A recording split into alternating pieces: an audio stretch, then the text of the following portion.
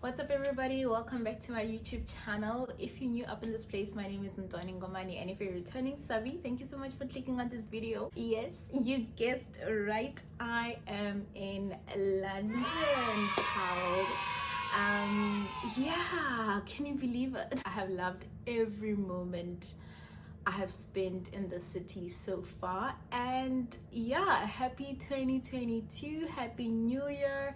I think the last time I saw you guys was my last day at the office, and today's video is sort of like a follow-up on that and let you guys in on what has happened since my last day. So that's what today's video is gonna be about. But before we go on, ladies and gentlemen, London.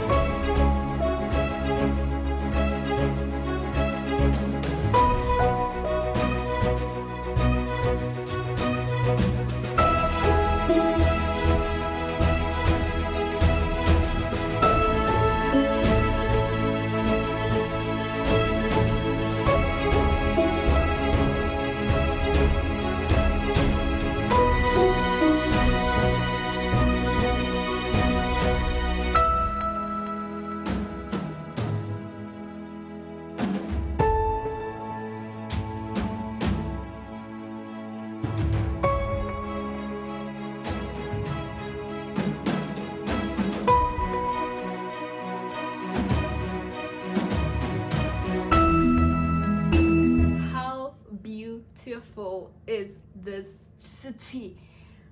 I'm amazed. I am amazed, but like, I've loved every minute of being here, and I'm feeling very grateful to be here to finally live out my dream. I think a lot of you guys have already seen from my Instagram that the theme for this year for me is hashtag living the dream, and a lot of things will be born from that theme. A lot of stuff still coming up this year, so stay tuned. I want to fill you guys up on what has happened since the last day of my training contract, basically when I was still a trainee, because I'm not a trainee anymore. The last day of my articles was the 7th of December. So on the 7th of December, I went to drop my laptop and then started preparing to actually fly into the UK. By the 7th of December, when I returned my laptop, I was still waiting for my visa application to be approved so I can actually start packing up and coming here. So the one thing that I learned through that process is that, guys, don't make any travel plans before your visa is approved, because your visa then dictates when you can actually enter the country you're going to. So before it's approved, you can't book your flights, you can't book any hotel, you can't book any Airbnb, you can't do any COVID tests or whatever. So from the 7th, when I dropped my laptop, I then went back to my apartment and I started planning. I started packing as well, because I was moving out of my apartment. I essentially went back home and I started waiting for my visa there. Now remember, and this is now like the 15th of December, people are starting to go on holiday, people are starting to not work, to like take leave from work basically. And the one thing I was really worried about was that my visa will still be with the visa office or the immigration office, and I won't receive it by the time they need to go on leave for December. Unfortunately, that's what happened. From I think I think my stuff went back home. I moved out of my apartment on the 15th of December, and then I crashed on a friend's couch for I think about 3 or 4 days while I was still waiting for the visa so I could go collect it and then go home. And my visa just didn't come. So 3-4 days passes by. I'm sleeping on a friend's couch. Shout out to my friend if you're watching this. I don't want to mention names, but shout out to you, girl. Really appreciate you. So my visa didn't come, and then I decided, you know what, I'm just gonna go back home and I'm gonna call the visa office and arrange for delivery of my visa to my house in Limpopo. So that's what I did. I drove home and then I called them and I arranged for delivery of my visa when it's available. Funny enough, my immigration officer had actually gotten notification that my visa is ready, but the visa office hadn't sent me a confirmation to come and collect, because you can only go and collect per appointment. So I needed that confirmation from them. And until today, guys, I'm sitting in London right now, and the confirmation for me to come and collect my visa has still not come into my phone. So I don't know about the efficiency of the UK visa office, but anyway, so I think on the 24th of December I get a call. No, not the 24th, after Christmas, I think the 26th, I get a call and they're like, hey, your visa's ready, please confirm delivery, the delivery address, and we're gonna send it to you. And now I'm thinking, okay, my visa's gonna come, so that's fine. I might be able to still make it to fly over to the UK before my start date, because my start date was on the 4th of January. So I'm thinking, okay, maybe my visa will show up on the 7th, and then I can start booking flights, I can start booking PCR tests, I can start booking, you know, accommodation and everything. So 26th, my visa doesn't show up. 27th, guys, my visa still has not arrived at my place. I am stressed at this moment. My start date is on the 4th. The company is calling me and like, hey, have you received your visa? Should we move your start date to a later date? What do you want us to do? And I was just like, I don't know. I'm really hoping my visa comes soon.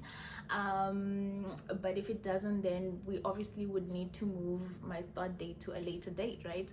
So cool. 28th of December, wake up in the morning. I'm still stressed, guys. At this point, I have not booked a flight, I have not booked accommodation, I have not done anything, because I can't without a visa.